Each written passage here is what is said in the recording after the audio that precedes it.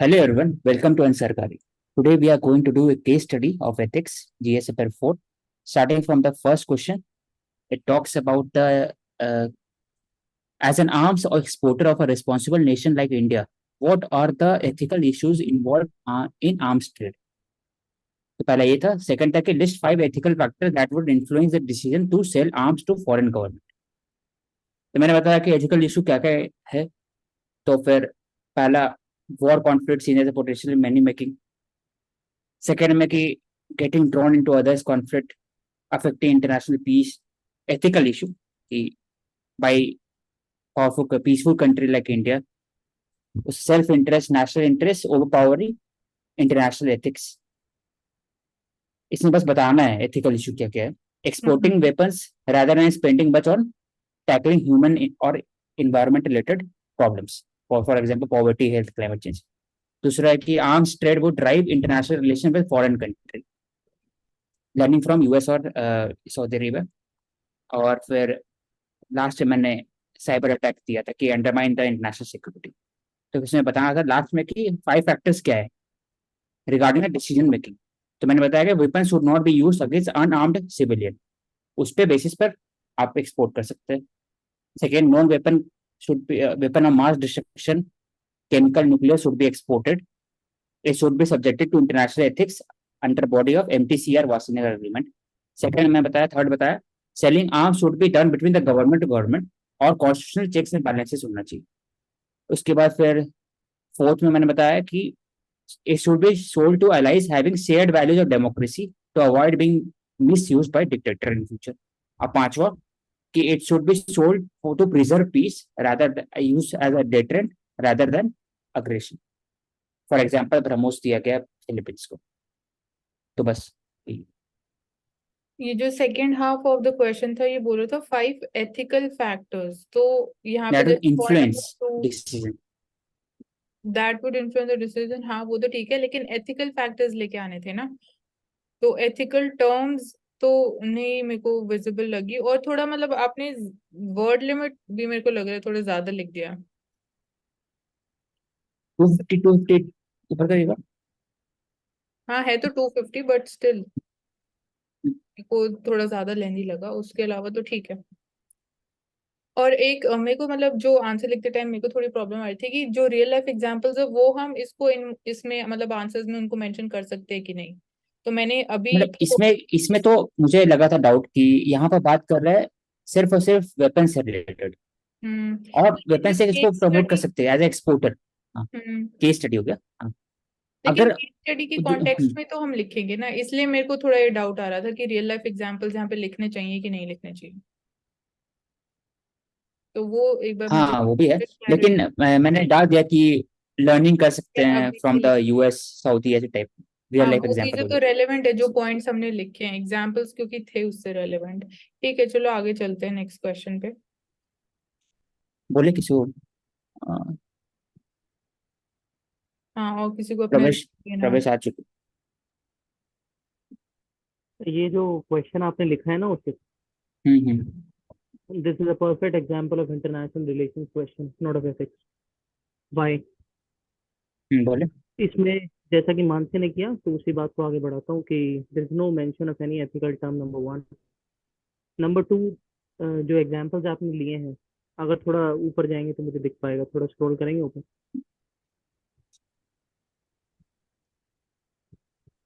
Question बोल रहा है कि as an arm exporter of responsible nation like India, what are the ethical issues involve. तो आपने बताया कि मतलब मेकिंग मनी, यूएस का एग्जांपल दिया. एक तो इतना ज्यादा की जरूरत थी ही नहीं, पहली बात. इसके बाद आप बता रहे हो कि दूसरे पेज में जाके सेल्फ आर्म स्टेट और जितने भी आपने टर्म यूज किए, इनमें एक भी टर्म एथिकल नहीं है, सारे के सारे इंटरनेशनल रिलेशन के टर्म. इसके बाद तीसरे पेज पर फिर आपने बताया कि what are the 5 ethical factors जो इन्फ्लुएंस करेंगे to sell arms in the foreign government या फिर द फॉरेन कंट्रीज.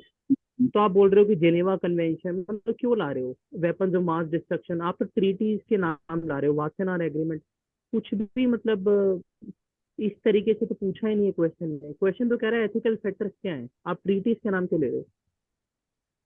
हाँ, तो आप आपके अनुसार एथिकल फैक्टर्स क्या होना चाहिए इसमें? वो मैं अपने वो तो आंसर चलो में आंसर में अगर हाँ देखेंगे ठीक है, ना, लिखा अभी पाऊँ जो ठीक है, तो। देख लेंगे आपका। हाँ हाँ उसमें देखते हैं। ठीक, नेक्स्ट नीचे क्वेश्चन करेगा। चलते हैं। इसमें है ये ट्राइबल पॉपुलेशन वाला वही रामपुरा डिस, हाँ हाँ ठीक है चलो इसमें। डिस्ट्रिक्ट कलेक्टर वाला था। तो नीचे करेगा, पहले नीचे। एथिकल इश्यूज आइडेंटिफाई करने हैं जो भी इन्वॉल्व है, और आप क्या स्टेप्स लोगे टू अमिलियरेट द हाँ हाँ कंडीशन ऑफ माइनर गर्ल्स और हाँ इम्प्रूव ओवरऑल हाँ इकोनॉमिक। ठीक। तो यहाँ हाँ से नीचे करो। स्टार्ट है आंसर, राइट? हम्म। ठीक है, आपने बोला एथिकल एथिकल। इशू है कि prevalence of child labour in spite of restriction under article 24, उसका अन इनएफेक्टिव यूटिलाइजेशन ऑफ पब्लिक फंड, उससे का डेवलपमेंट नहीं हो पा रहा है। उसके बाद चाइल्ड हेल्थ कॉम्प्रोमाइज हो रहा है for the profit of contractor. चौथा है कि compromise NGO having tribal population, harming tribal population life. पांचवा, poverty leading to parents unethical decision regarding child labour. तो as a DC I would take following steps. तो पहला ये committee बताएंगे जिसमें वो they will look into the child labour cases, फिर strict action लिया जाएगा बेस्ड ऑन एविडेंस। उसके बाद use of scholarship schemes like PM Kanya Yojana for target benefit delivery to the tribal girls using ASHA worker. फिर इफेक्टिव पब्लिक फंड यूटिलाइजेशन के लिए dashboard किया जाएगा, और कंप्लेन कर सकते हैं एनोनिमसली। फिर फिफ्थ में फोर्थ में बताया इंप्रूविंग इकोनॉमिक सिनेरियो, दो बताना था इसमें, इकोनॉमिक के लिए और ट्राइबल गर्ल के लिए। तो हम्म। स्पेशल पर्पस व्हीकल किया जाएगा, upskilling of certifying existing skill. तो इंस्टीट्यूशन लाइक ट्राइफेड उसको यूज करेंगे एसएसजी के साथ ताकि इको टूरिज्म प्रमोट कर सके फिफ्थ में। और सिक्स में फिर प्रोबेटी इंश्योर करने के लिए इंस्पेक्शन और सोशल ऑडिटिंग मैकेनिज्म का ट्राइबल काउंसिल। बस ये दो चीजें जो तभी जाके दोनों प्रॉब्लम है ना, चाइल्ड लेबर का और इकोनॉमिक डेवलपमेंट, वो पूरा सॉल्व हो सके। यहाँ पे एम्प्लॉयमेंट अपॉर्चुनिटीज वाला एंगल लेके आया अब, जो वो आ रहा था कि youth will be skill migrating. Development नीचे, skill development, upskilling of skill, नीचे नीचे फोर्थ, हाँ ये रहा skill development. upskilling of tribal through PM skill development, certifying the existing skill। ठीक है, मेरे को थोड़ा ऐसा और लगता है फिर कि आप आंसर को थोड़ा कॉम्प्लेक्स बना देते हो, पता नहीं क्यों। टर्म्स बहुत ज्यादा वैसे ही हैवी यूज कर लेते हो, मेरे को इतना सिंपल नहीं लगता है। बाकी तो ठीक है, जो आपने यहाँ पे मेंशन किया पहले एथिकल इश्यूज है, उसके बाद आप क्या स्टेप्स लोगे।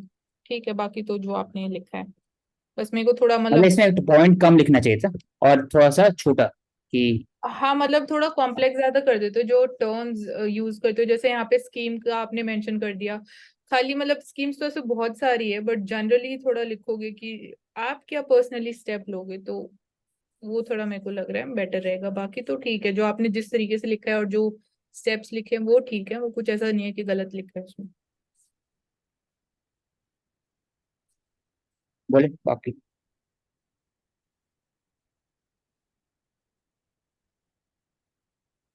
प्रवेश। हाँ नहीं ठीक है, और लोगों से भी पूछा करो, मतलब दिव्या से, आंसर से। आंचल। आप ना अपना थोड़ा सा जो आप लिखते हो ना वो बहुत ज्यादा हो जाता है, तो लिखने का या तो डायग्राम या फिर कुछ ऐसी चीज ले आओ जिससे थोड़ा सा इंटरेस्टिंग और थोड़ा डिफरेंट लगे। अगर आप क्वेश्चन देखते हैं तो वो कंटिन्यूअसली आपकी अंडरस्टैंडिंग सही है, सारी चीजें सही है, पर थोड़ा सा डिफरेंट होगा ना। तो सर ने भी कल ये चीजें बताई थी कि थोड़ा छोटा करके बताएंगे तो वो ज्यादा लिखने से ज्यादा वैल्यूएबल लगेगा। जैसे कि आपने उसमें किया था सोल माइंड और कुछ करके क्वेश्चंस था, उसमें आपने डायग्राम के थ्रू एक्सप्लेन किया था और उसके बाद नीचे फिर उस चीज को थ्योरी में बताया था। तो डायग्राम वाला मेरे को ज्यादा सही लगे था कंपेरेटिवली थ्योरी के। तो उस तरह से थोड़े से चेंजेस लिया हो, उससे आपका आंसर काफी सही हो जाएगा। और थोड़े फैक्चुअल लग रहे हैं, इथिक्स की मेरे को नहीं पता, ज्यादा नॉलेज नहीं है, पर थोड़े फैक्चुअल ज्यादा हो रही है, तो उससे शायद थोड़ा सा चेंज आ जाए आपके आंसर में।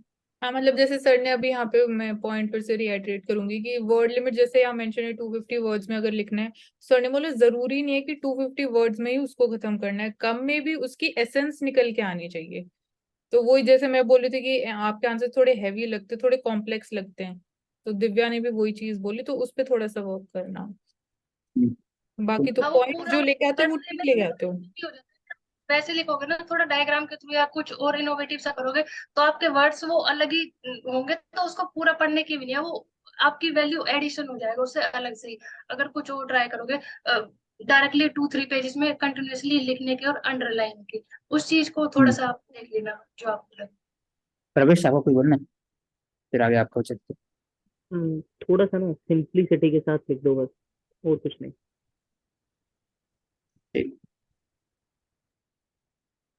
से बताइए प्रवेश, इनका तो पढ़ने में दिक्कत होती आपने है। आज आपने 2 ही केस स्टडीज लिखी क्या आज?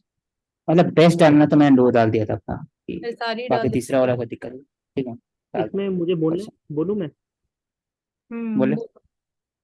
तो क्वेश्चन है राकेश कुमार वाला, ये छोटा करके लिख दिया है। तो इसमें पहला बोला है कि ethical issue involve in the reappropriation of the budgetary fund from a welfare project to the development project. अब मैंने डायरेक्टली लिखा है कि welfare of weaker section versus growth and development.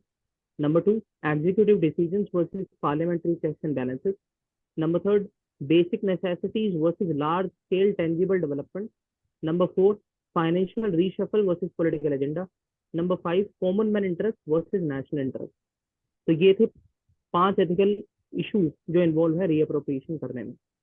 उसके बाद दूसरा क्वेश्चन है, इसी का जो बी पार्ट है, वो कह रहा है कि given the need of the proper utilization, क्या रिजाइन करना उसके लिए अच्छा है, मतलब it is a worthy option, और क्या क्या उसके पास ऑप्शंस अवेलेबल है। तो मैंने बताया नंबर 1, अलाउ कर दे रीअप्रोप्रिएशन फंड को for 2 development project, special economic zone and gas grid, because both the projects will generate revenue, employment, overall improve economy of the country and international recognition भी मिलेगी। इससे more such projects will be attracted in the country that will generate more employment, revenue and development projects, जिससे कि vulnerable को indirectly हम help ही करेंगे। ये एक outstanding achievement of country in the polls में भी हम रिप्रेजेंट कर सकते हैं। दूसरा उसके पास क्या ऑप्शन है कि not abiding by the executive decision, और रीअप्रोप्रिएशन को अलाउ ना करे, पार्लियामेंट्री सोवरेनिटी को अपहोल्ड करे, प्रिंसिपल ऑफ वेलफेयरिज्म को अपहोल्ड करे, और जो पूरा का पूरा सम है जो नेशनल हाउसिंग स्कीम के लिए अलॉट हुआ उसको वहीं पर जाने दे। इसमें मैंने लिखा है कि क्या उसके लिए वर्दी है, मतलब रिजाइन करना। तो according to me resigning is not a worthy option, because in the life of a public servant such ethical dilemmas and conflict of interest comes every day. To overcome these, he requires right aptitude, strong emotional intelligence, and integrity towards his work and his ethics.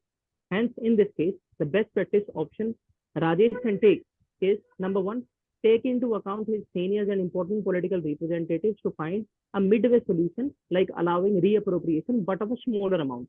Number 2, can take the help of newspapers and local LGOs to generate the public views on it. And number 3, just go as per the rule of law, and whatever fulfills the larger goals, just constitutionally follows them. Now up to you, all of you. बोलो आशिक, पहले तुम बोलो।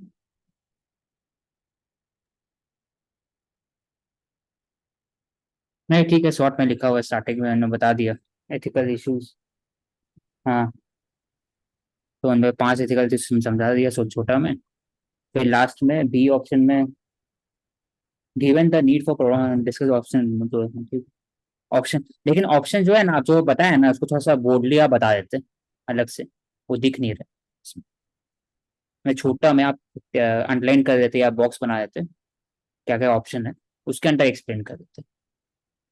मानसी, मेरे को बस ये लगा, ठीक है, स्टार्टिंग में जो था वो एड्रेस किया आपने, और जो ऑप्शंस लिखे मेरे को थोड़ा लग रहा है कि थोड़ा सा लेंदी लिख दिया, उसको थोड़ा शॉर्ट में क्रिस्प फॉर्मेट में लिखते तो ठीक है। और बाकी यहाँ पे आपने लिख दिया कि क्या ऑप्शंस अवेलेबल, उसके बाद रिजाइनिंग बेस्ट ऑप्शन है कि नहीं, तो वो भी आपने उसमें एथिकल टर्म्स लेके आए। बट क्वेश्चन में ये नहीं पूछा था एंड में कि बेस्ट ऑप्शन क्या रहेगा, तो ये आपने अपनी साइड से ऐड किया, बट आई डोंट नो, पता नहीं अभी ठीक है कि नहीं लिखना। हाँ बेसिकली वो एक मैंने टॉपर की कॉपी में देखा था, उसने इस तरीके से किया, तो मैंने बस इसी टर्म्स पे किया। ठीक है, नहीं, ये पूछा मैंने था इसमें। आप इसमें पूछा मतलब नहीं डिस्कस द था ऑप्शन अवेलेबल, और बताना था लास्ट में कि रिजाइनिंग वर्दी ऑप्शन है, तो आपने बता है कि नहीं। हाँ, दिया वर्दी तो ऑप्शन आपने नहीं। बेस्ट ठीक, ऑप्शंस भी मतलब वो लिखे। लिखना नहीं था जो लास्ट में लिखा है, ठीक है। हाँ, दूसरा क्वेश्चन है चेयरमैन ऑफ बीएमएल वाला, और इसको भी शॉर्ट में लिखा है। तो पहली जो हमारा सब क्वेश्चन था वो ये था कि as an arm exporter of a responsible nation what are the ethical issues involved in the arm trade. तो बताया emphasize on arms versus the expenditure for the welfare and development. Number 2, maintaining the balance of power versus the balance of payment.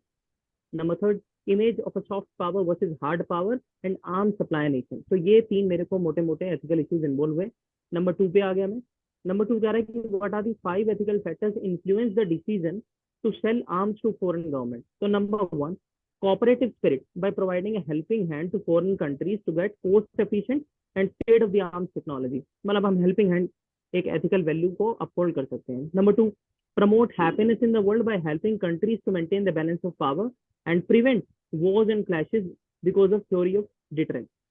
Number 3, establish good governance as domestic production of arms and its export space all will require trained staff, will act as a source of employment generation to lakh of people, will generate revenue for the government to spread welfareism in the country. मतलब tax आएगा तो ज्यादा welfare के project ले पाएंगे. और fourth, respecting and saving the life of soldiers and armed personnel by providing them life-saving weapons, equipment, and bring them in a safer position so that loss of their life not takes place. मैंने इतना लिखा है. हाँ बोलो मानसी. इसमें ठीक है, आप पहले एथिकल इश्यूज लेके आए, काफी अच्छे पॉइंट्स लिखे हैं इसमें. नेक्स्ट 5 एथिकल फैक्टर्स, इसमें थोड़ा सा मतलब रिलेटेड टू आर्म्स मेरे को लगा. एक तो ये गुड गवर्नेंस वाले की जगह और थोड़ा इफेक्टिव हो सकता था कोई और पॉइंट. बाकी promoting happiness in the world in the countries, ठीक है, थोड़ा सा मेरे को लग रहा है थोड़ा सा ऑफ ट्रैक है हल्का सा. बाकी कोऑपरेटिव स्पिरिट वाला पॉइंट ठीक है. Respecting saving the lives of the soldiers, ठीक है. आप बोलो आशिक. पहले वाला में इसमें सिर्फ और सिर्फ एथिकल इशू ये है. बैलेंस ऑफ पेमेंट क्या है इसमें बेसिकली? आप एक्सपोर्ट कर रहे हो तो वो चीज बैलेंस ऑफ पेमेंट वाला. बैलेंस ऑफ पावर क्या है फिर? Balance of power, balance of payment. Balance of power basically होता है मतलब when one country is increasing its arms strength, the other countries are also increasing on the same terms. Balance of payment होता है when the foreign reserves or import and export balance of between two countries. So what is the balance between these two countries in terms of that? हाँ तो इसको थोड़ा सा मतलब explain कर देते हैं. बैलेंस ऑफ पावर में खुद सोच रहे सामने लोग हो सकते कि आइडिया नहीं निकाला. और फिर दूसरा कि आप इंटरनेशनल एथिक्स का लेके आए थे इसमें, जो इंटरनेशनल से रिलेटेड पीस हो गया बाकी सब पहले वाला में, कि आप आर्म रेस वो प्रमोट कर रहे हैं ना बेसिकली वो मैंने एथिकल इशू में. happiness वाले में लिखा है नंबर 2 नहीं नहीं, हम पहला बात कर रहे हैं पहला वाला में. अच्छा मतलब ए ऑप्शन, ए जो क्वेश्चन है उसमें बी वाले में. फिर ठीक. बी वाले में लिखा हुआ है कि ethical factors what influence the. Ethical factors क्या है? Cooperative spirit, promoting happiness in the world.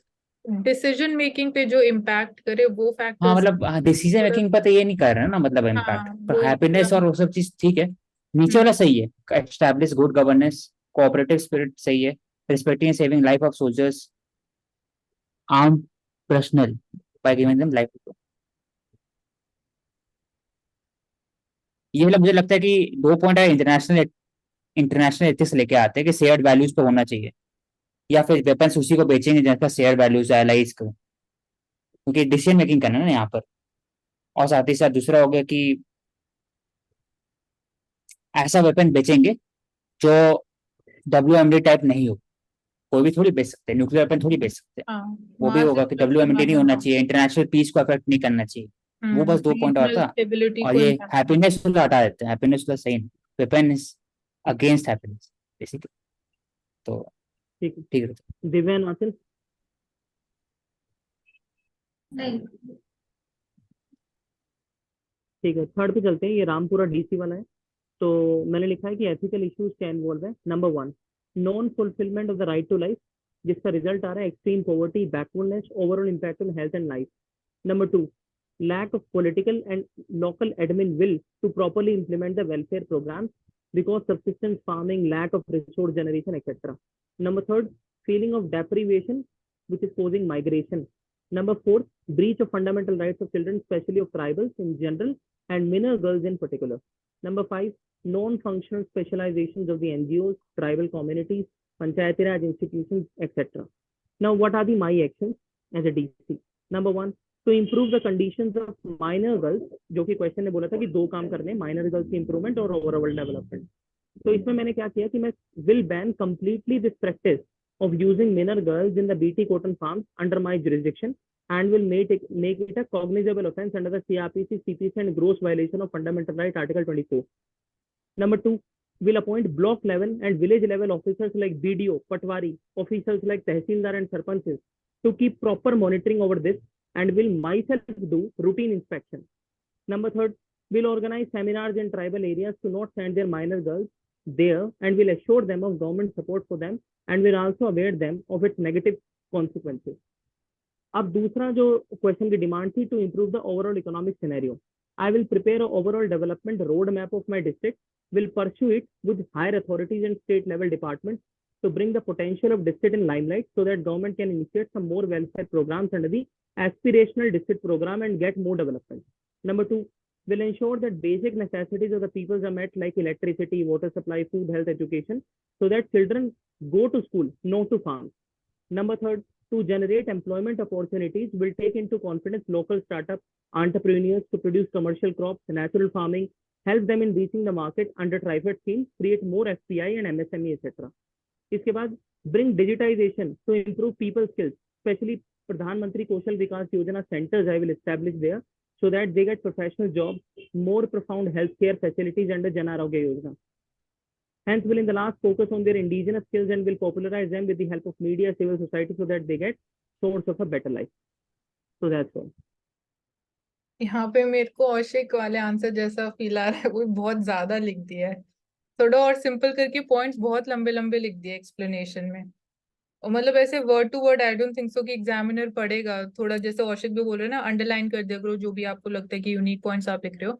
उसके अलावा जैसे फर्स्ट आप बोल रहे थे एथिकल इश्यूज, ठीक है ये आपने अच्छे लिखे, माय एक्शन में वही मतलब थोड़ा ज्यादा एक्सपैंड कर दिया, जैसे सेमिनार्स और ट्राइबल्स, आपको लगता है कि एक्चुअली रियल लाइफ में सेमिनार्स आप ऑर्गेनाइज करोगे तो ट्राइबल पीपल आएंगे अटेंड करने के लिए, क्या वो इतना इफेक्टिव रहेगा?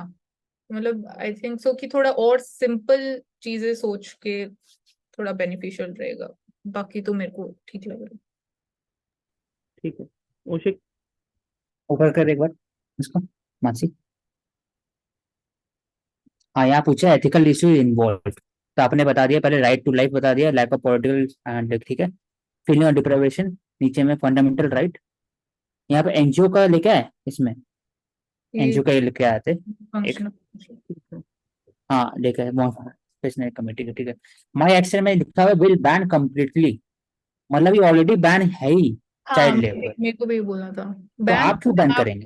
आप एक्शन ले सकते हैं, बेसिकली आप स्ट्रिक्ट एक्शन ले सकते हैं, उसको आप जेल भेज सकते हैं, या फिर थोड़ा ऐसे मैंने लिखा था पॉइंट वाला स्टार्टिंग वाला कि एविडेंस पे मिलने पर आप जेल भेज सकते हैं, एक्शन ले सकते, खत्म होता है, बाकी सही है। नीचे वाला सेमिनार की जगह वर्कशॉप कर देते, स्किल डेवलपमेंट, नहीं वर्कशॉप नहीं बोले, ठीक है आप ब्लॉक लेवल में आप कर रहे हैं, ठीक है, सिंपली लिख बाकी देते मेरे अवेयरनेस जनरेशन करोगे आप थोड़ा, सेमिनार्स तो मेरे को भी थोड़ा वो हाँ सूटेबल नहीं लगा। ठीक है, बाकी नीचे वाला सही है, हम लोग को बस थोड़ा कम पॉइंट लिखना है, 2-2 लाइन में लिखना है सिर्फ, बाकी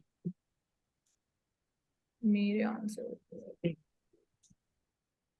मैंने बहुत ही सिंपल लिखा।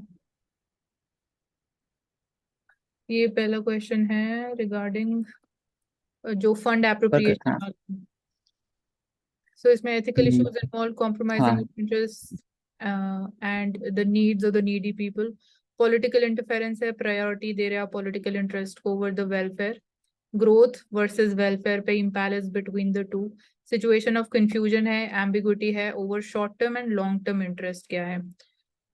फिर ऑप्शंस क्या अवेलेबल है, क्या रिजाइनिंग वर्दी ऑप्शन है कि नहीं, तो ऑप्शंस अवेलेबल, या तो आप फंड्स ट्रांसफर कर दो जो भी अमाउंट रिक्वायर्ड है for the developmental project, and like it can otherwise compromise जो फ्यूचर ग्रोथ है, एंड जो हाउसिंग स्कीम है it can get more fund sanction letter on.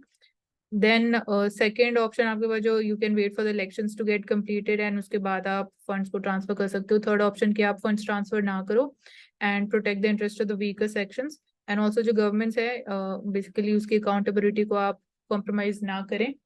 Then resigning is not worthy क्योंकि it reflects non competence and lack of leadership, so it would merely amount to shifting the burden on someone else and it is not a solution जो भी problem है, तो इसलिए resigning is not a worthy option.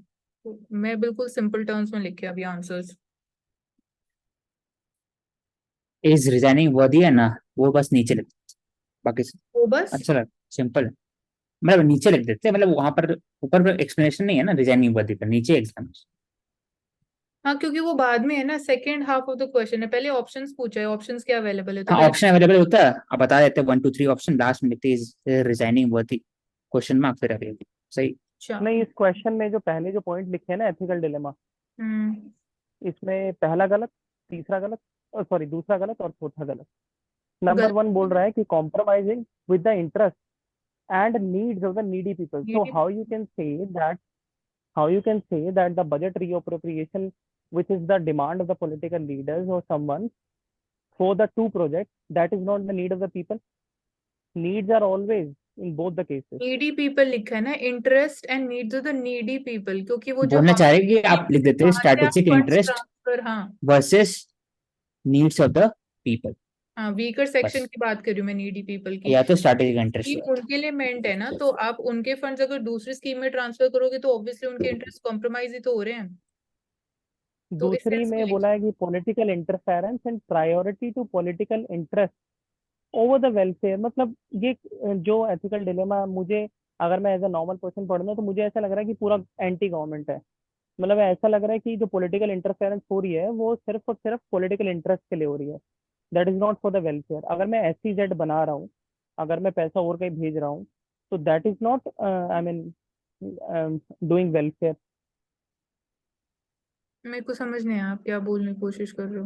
मतलब मैं ये बोल रहा हूँ कि क्वेश्चन में बात हुई है कि बजट में जो नेशनल हाउसिंग स्कीम का 7,000 हाँ, करोड़ का जो जितना भी पैसा है, अमाउंट है, उसको आप हाँ। ट्रांसफर कर दो स्पेशल इकोनॉमिक जोन बनने में, और दूसरा शायद एक हाइड्रोकार्बन। दूसरी चीज थी।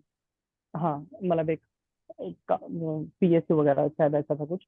तो अगर उसमें मैं पैसा डाल रहा हूँ इवन बाय पॉलिटिकल इंटरफेरेंस, तो how that is fulfilling the political interest, that is also for the welfare of the large section of the people.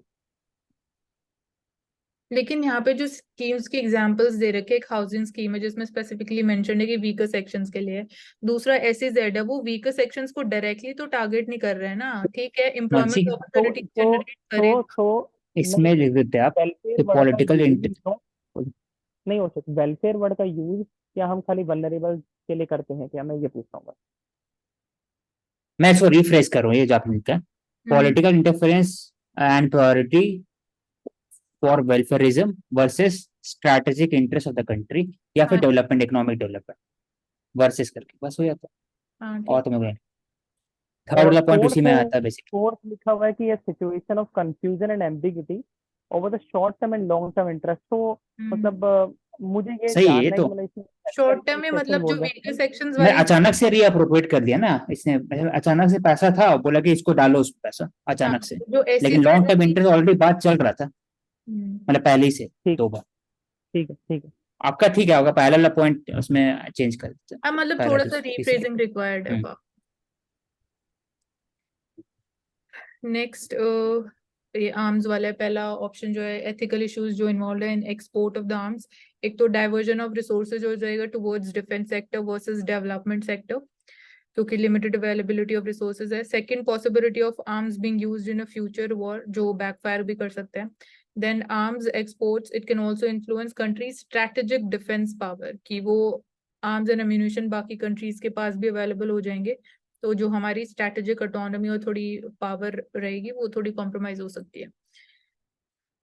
Second option है कि 5 ethical factors that would influence decision to sell the arms. तो इसमें यहाँ पे सबसे पहले human rights की, not exporting to countries with poor human rights accord. Second, regional stability needs to be taken into account अगर आप आर्म्स एक्सपोर्ट करने की सही है। सोच रहे हो। नॉन प्रोलिफरेशन की बात करोगे, accountability of the countries, then national interest versus economic factors. So careful evaluation is needed to ensure responsible arms sale. सही है, नीचे वाला सही है, ऊपर वाला जो है ना उसमें मुझे लगता है पॉइंट उसमें मिसिंग है, और एक पॉइंट गलत है, possibility of arms being used in future war, तो हो गई ना वो, मतलब वॉर में हाँ, तो। मतलब मैंने इसको थोड़ा इनकम्प्लीट सा छोड़ दिया कि मैं ये हाँ कह रही मतलब आप हूँ पहला सही है कि backfire। Defence sector, development sector सही है। Arms export can influence the, मतलब बेसिकली आप बोलना चाह रहे हैं कंट्रीज का जो रिलेशनशिप है ना विद अदर कंट्री, वो बेसिकली आर्म्स पर होगा, ये बोलना चाह रहे थर्ड वाला पॉइंट। बाकी सब हाँ, फैक्टर्स उसकी इंक्लूड तो नहीं वो हो, ओवर पावर कर लेगा बाकी सब फैक्टर। हम्म। और आप सेकंड बताता है इंटरनेशनल पीस का बता देते हैं कि इंटरनेशनल पीस हार्म हो जाता है आर्म्स ट्रेड ये सब मेरे को करने ना से। ऑप्शन ए और ऑप्शन बी थोड़े सिमिलर ही लग रहे थे, तो इसलिए ज्यादा पॉइंट ऑप्शन ए तो डिफेंस और डेवलपमेंट हो गया ना, एथिकल इश्यूज और बी में हो गया इंटरनेशनल पीस हो गया, इसमें बाकी सही है नीचे, ये ethical- सही। Hmm human rights, regional stability, non proliferation, accountability. Third वाली है ट्राइबल इंटरेस्ट वाली, सो इसमें एथिकल इश्यूज जो इन्वॉल्व है। प्रवेश बोलना है आपको उसमें? हाँ, उस क्वेश्चन पे कुछ बोलना है? नहीं नहीं ठीक है, वो आंसर ठीक है। दिव्या और आंचल आपको बोलना है कुछ? नहीं। ठीक है। थर्ड क्वेश्चन जो ट्राइबल वाला था, इसमें एथिकल इश्यूज क्या इन्वॉल्व है? पहले तो compromise with the transparency and accountability due to poor implementation the schemes. Second, human rights violation हो रही है गर्ल्स की by denying them basic education, compelling for the force labour. Then third, violation of the right to livelihood of the youth and regional variations जो है वो हो रही है। Fourth is misuse by the NGOs और जो cotton farmers है, deviation from their functions. Steps में क्या लूंगी, तो मैंने सिंपली लिखा है कि मेरा जो फर्स्ट स्टेप रहेगा अकॉर्डिंग टू द प्रायोरिटी मैंने लिखा है, that would be to ensure कि effective implementation of government schemes जो नहीं हो पा रहा है मैं उसको करूँ, सो दैट जो जो लोगों का ट्रस्ट और फेथ है वो सिस्टम में थोड़ा और इंक्रीज हो। नेक्स्ट जो फोकस होगा वो होगा on booking the basically NGOs जो फार्मर्स इन्वॉल्व है in the force labour and set free the girl child, and at the same time awareness generation पे फोकस करूंगी सो दैट जो वैल्यू ऑफ एजुकेशन लोगों को पता चले एंड इंश्योर कि girls they go to school. So उसके बाद लास्टली रहेगा कि opening up avenues for the firms and so that वो मार्केट में एंटर कर सके, सो दैट जो अभी सिर्फ फोकस एग्रीकल्चरल एक्टिविटीज पे है, सेकेंडरी और टर्शरी सेक्टर्स में भी अपॉर्चुनिटी ओपन अप होए, सो दैट जो यूथ है वो माइग्रेट ना करे, और एग्रीकल्चर को भी वाइबल बनाने के लिए कुछ फार्म रिफॉर्म्स को मैं इम्प्लीमेंट करूंगी। मैं बोलूँ इसमें? हम्म पैरालेल ठीक है, सही है। राइट टू लाइवलीहुड हो गया, यूथ हो गया सर। स्टेप्स में मुझे लगता है कि आप तो अंडरलाइन करते कि आप स्टेप्स ले रहे हो, आप पढ़ने में आसानी हो जाता है। हम्म और जो इम्पोर्टेंट पॉइंट है, दूसरा है कि इसमें जो पॉइंट है ना कुछ में इनोवेटिव नया नहीं, मतलब कि नया जो पॉइंट आप डाल रहे हैं इसमें कि कैसे आप हटाएंगे। ऐसे आप प्रवेश को बोल रहे हैं कि वर्कशॉप नहीं कर सकते, तो आप क्या कर सकते हैं, वो लेके आते हैं इसमें हाँ, दो मैंने पॉइंट एक्स्ट्रा। ऊपर हाँ ऊपर से बात करा है, मैंने ज्यादा हाँ, डिटेल। और इकोनॉमिक वाला डेवलपमेंट भी आपने बताया, आप बताते कि आप स्किलिंग कैसे करते हैं, सर्टिफिकेशन ऑफ स्किल पहले पढ़े थे ना हम लोग उसमें हाँ, प्रीलिम्स में, skills वाली तो चीज। वो आप लेके आए थे, तो हम्म। फिर और अंडरलाइन कर देते बस। मैंने बाकी बस उन्हीं मतलब जो प्रॉब्लम हम्म, एरियाज थे ना उनको टारगेट करने की कोशिश करी है, इसलिए मैंने डिटेल में नहीं लिखा ज्यादा पॉइंट। क्योंकि स्टेप्स में होता है ना, आप कुछ भी कर सकते हैं, हम्म मतलब स्टेप्स में तो कुछ भी कर सकते हैं, बस आपका वाला फॉर्मेट ठीक है, छोटा है, हाँ, लेकिन आप मार्क कर देते हो और थोड़ा न्यू इनोवेटिव चीज है तो। मेरे को थोड़ा लगता है फिर सब लोग वैसे उसी तरीके से लिखते हैं, तो मैंने थोड़ी नहीं, आपको वाला सही है, लेकिन कोशिश। नीचे में ना एग्जाम्पल लेकर के हाँ, एक वो इनोवेटिव पॉइंट डाल देते, तो मेरा जो दो तीन था वो यहाँ डाल देते पर इसमें। ना, अब यहाँ पर एक चीज बोलनी है, जो पहली बात मानसी ने कही ना, दैट इज वंडरफुल कि ऊपर ऊपर से लिखा है। हम्म और लेकिन दूसरी बात जो कही ना, कि मतलब सभी वैसे लिखते हैं, तो सभी ऐसे लिखते हैं, वैसे नहीं लिखते। ऐसे लिखते हैं जैसे ऐसे अब हम लोग लिखते हैं, हाँ वैसे लिखते हैं सब सब कोई, हाँ, मैं वैसे मैं लिखता हूँ। जैसे बाकी जो आंसर हाँ, थे मेरे को तो मैं लगा बता रहा हूँ इसमें। लिखते हैं, तो इसलिए मैंने ऐसे लिखा है। हाँ, तो ऐसे सही है, लेकिन इसमें तो थोड़ा और पॉइंट एग्जाम्पल। इनोवेटिव तो डालेंगे ना कम से कम, और फिर एग्जाम्पल, एग्जाम्पल और नहीं है, एग्जाम्पल मैंने बहुत ज्यादा है मेरे पे, आपके पास पॉइंट इनोवेटिव होना चाहिए, और अंडरलाइन कर देते हैं कि ताकि पढ़ने में वही सिर्फ पॉइंट, अंडरलाइन। बाकी ठीक है। ठीक है। डायरेक्ट बेसिकली क्वेश्चन आपने लिखा, हाँ, बस ही लिखना हो। डन। क्या प्रवेश? आप बोले प्रवेश? नहीं मैं बोल रहा हूँ, हो गया ना, डन हो गया ना, इसके बाद तो नहीं है। हाँ, मैं दिव्या और आंचल से पूछी तो उनको कुछ बोलना हो तो फीडबैक देना।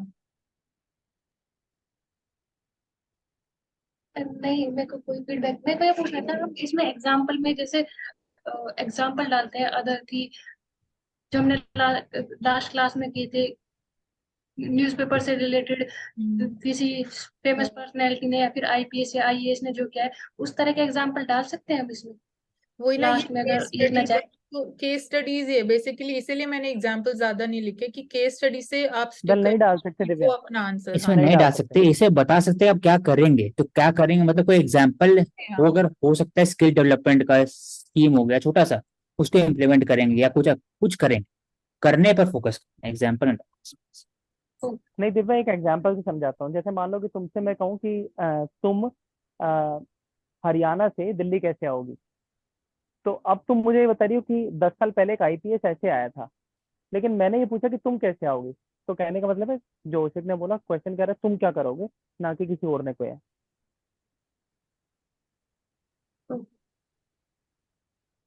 ठीक है, चलो, that's all for today's session and thank you so much for joining us.